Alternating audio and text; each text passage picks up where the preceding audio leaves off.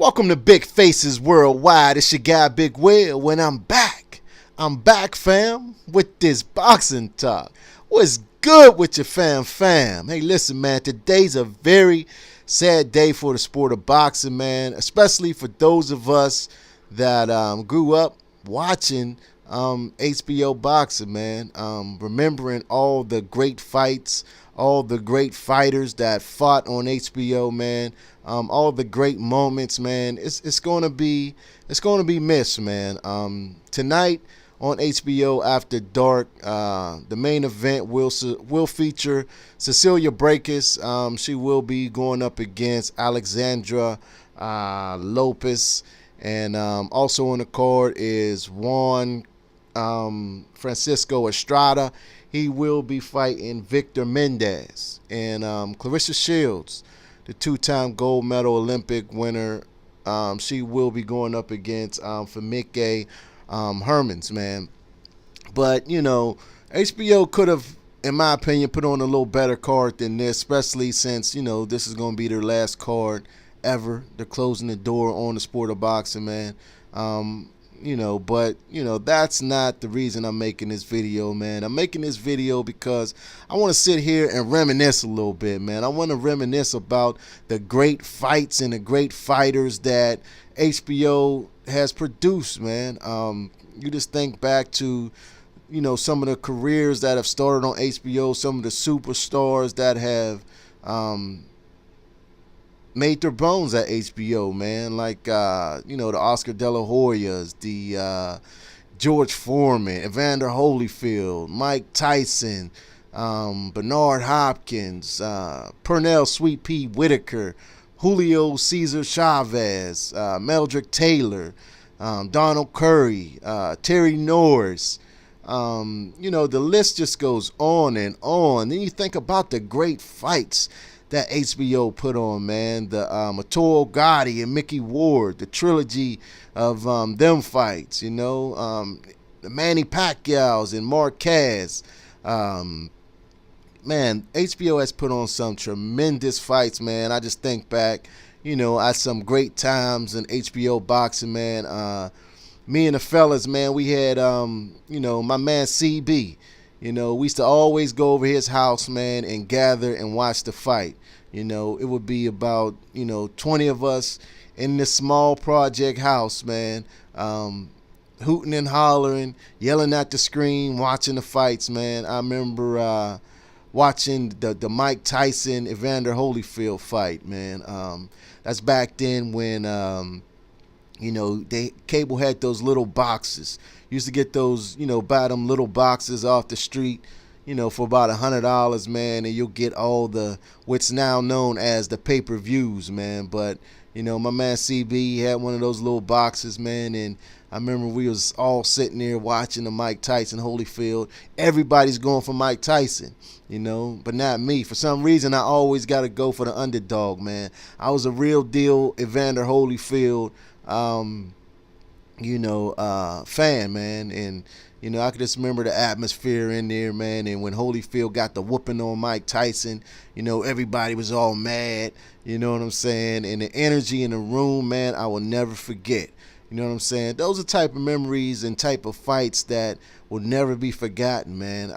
My favorite fight to this day was the Felix Trinidad versus Fernando Vargas, man. That fight, those two guys at the time was back then what you would call now, those two was the pound for pound fighters, man. Two of the pound for pound fighters, back then that was the best fighting the best, you know what I'm saying?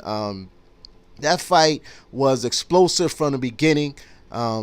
Trinidad came out and he dropped Vargas twice in the first round. I'm hooting and hollering. I'm a big Trinidad fan. I'm hooting and hollering. I thought they moved Vargas along too fast. Vargas was young. He was hungry.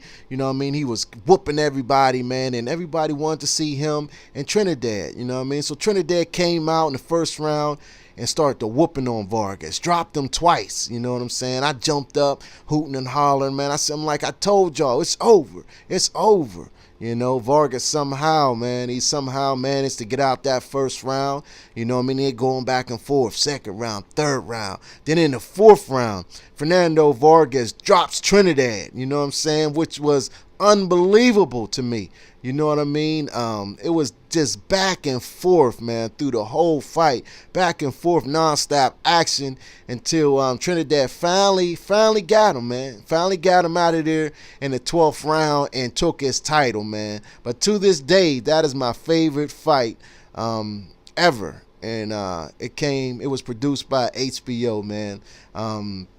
You think about George Foreman. You know, we all know the phrase that we see on HBO right now, where Jim Lampley yells, "It happened! It happened!" You know, that's when George Foreman came out of retirement, man, and worked his way back up to a championship opportunity against Michael Moore. Nobody gave George Foreman a shot. I believe he was like 45 years old at the time, man. And, you know, Michael Moore was winning the fight. You know, it looked like Michael Moore was cruising to a victory, man, you know. And Big George, you know, you never can count a big guy like George out, especially with the punching power that George has, man. And he caught Michael Moore with that famous 1-2 that we still see on highlight reels to this day, man.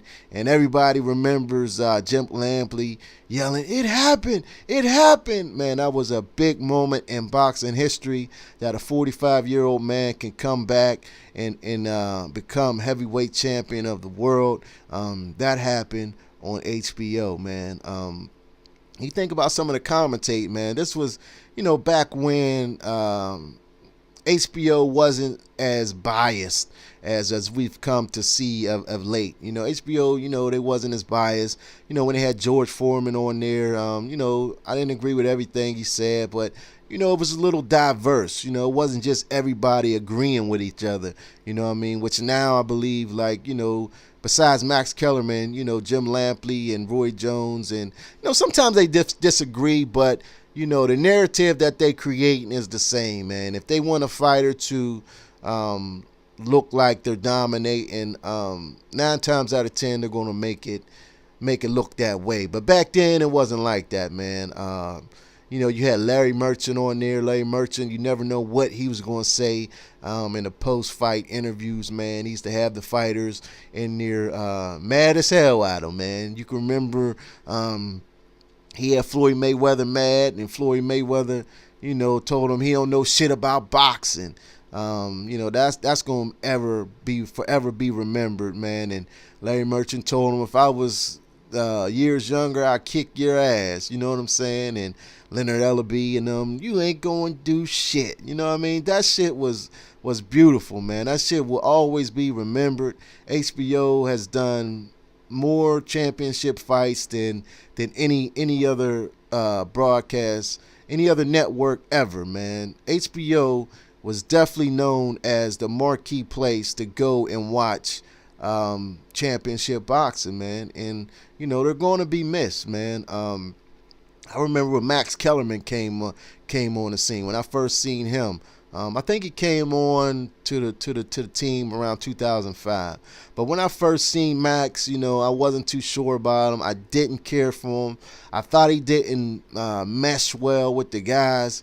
You know, forget the third wheel. He was the fourth wheel. You know, they had Jim Lampley, Roy Jones, Larry Merchant, and then they had this little young punk and Max Kellerman, man. I did not think he belonged in the mix with them, man. And then I realized what they were doing. They were grooming Max to take on Larry Merchant's position, you know, and they end up pushing Larry Merchant out of there, and Max Kellerman got that slot full time. And today, you know, although I don't agree with everything that Max Kellerman says, you know, I can appreciate Max a lot of the times for, you know, sometimes he says some outlandish things, man, but, you know, a lot of times he gives good analogies, man. You could tell that he's a student of boxing, man. He has great boxing knowledge. He knows all about boxing all around. He studied the old timers, the new timers. You know what I'm saying? Max Kellerman is definitely a boxing mind, man, and you know, I come to appreciate what he brought to the HBO broadcasting team, man.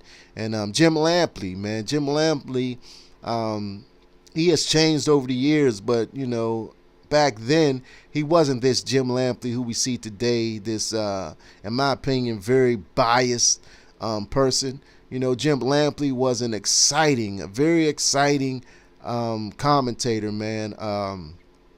I wanted to watch the fights where Jim Lampley was broadcasting, man, because he was exciting. His voice was exciting. The way that he called a fight was exciting. Hard right hand by such and such. You know what I mean? You know, it was just a beautiful thing, man. And Roy Jones, you know what I mean? When he started commentating, when he took George Foreman's spot, you know, he brought a different aspect to the team, man. HBO boxing is going to be missed, man. You know, a lot of these guys, their career was built at HBO, man. Canelo Alvarez, he was built at HBO. Floyd Mayweather, built at HBO. Oscar De La Hoya, man. For those who don't know, Oscar De La Hoya, despite what you know what you guys think of Oscar De La Hoya as a promotional guy, despite what you think about him, you know, the shit that he does in his personal life, in the 90s, man, Oscar De La Hoya was that dude, man. Oscar De La Hoya was the guy who will fight any and everybody, man. I think he got robbed a couple times in some of his big fights, but Oscar De La Hoya was exactly what his name is, the Golden Boy. He was the Golden Boy of HBO, man. And, you know, a lot of credit that, you know, about how HBO, the success of HBO has got to be given to Don King and Bob Arum, man. I don't think they get enough credit for the things that they have done in the sport of boxing, man, and definitely for the HBO platform. Those two promoters, man, despite what you may think about them, despite what they have come to be known as, those guys have brought some of the biggest and the best fights to us through HBO, man. Harold Letterman, you know, in the scorecards, you know what I'm saying? You know, back in the day, I don't think they was as biased as they might seem today, man. It was good to hear that funny voice of Harold Letterman, you know, chiming in every couple rounds, giving his take on the action that he was seeing, man. You know what I'm saying? And don't forget that intro. The intro that you seen at the beginning of this video, man, that was the HBO intro, man. Some of you young whippersnappers, y'all might not remember that intro, man, but, you know, we would get excited when we hear that, man. I'm getting the hairs on my arms and neck is standing up right now just thinking about some of them championship fights, thinking about that HBO intro, man, and you know, it's going to be missed, man. HBO, you know, started showing fights in 1973.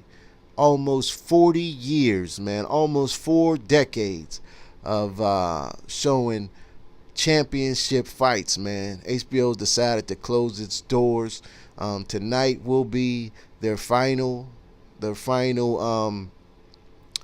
show.